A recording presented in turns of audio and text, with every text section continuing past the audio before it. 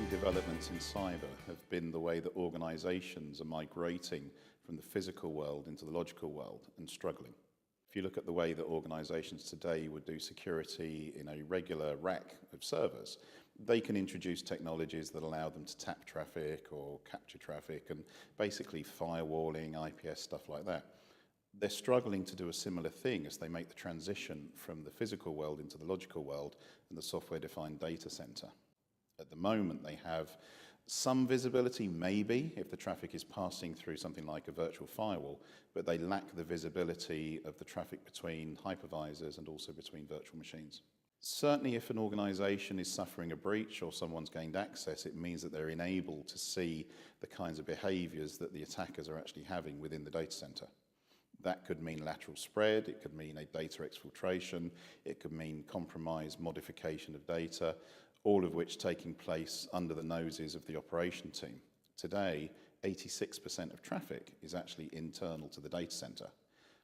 Very small amount of it actually goes in and out. Without the visibility inside it, it means that those companies are at risk but don't actually realize it. With the topic of cyber insurance, the ability to actually measure and understand the risks of an organization and the cyber stance of the organization is one that cyber insurance are very keen on. At the moment, their abilities to underwrite are based more on market perception than necessarily real metric data.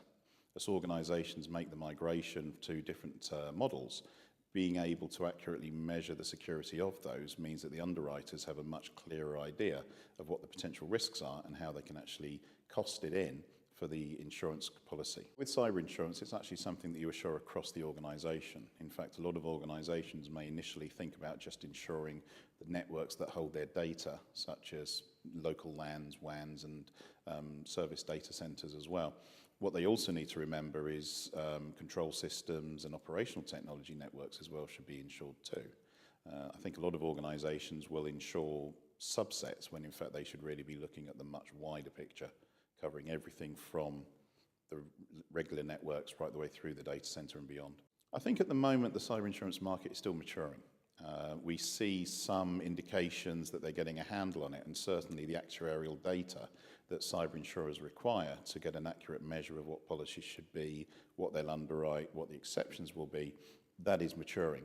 However, I think it's still got some way to go where underwriters will be much more comfortable and the policies more in line with what businesses probably need. It's obviously a big risk area for organisations, therefore underwriters are probably keen to get involved. One of the most important things is, though, that regardless of what insurance they take out, the data owner is still responsible for the data regardless of where it's held.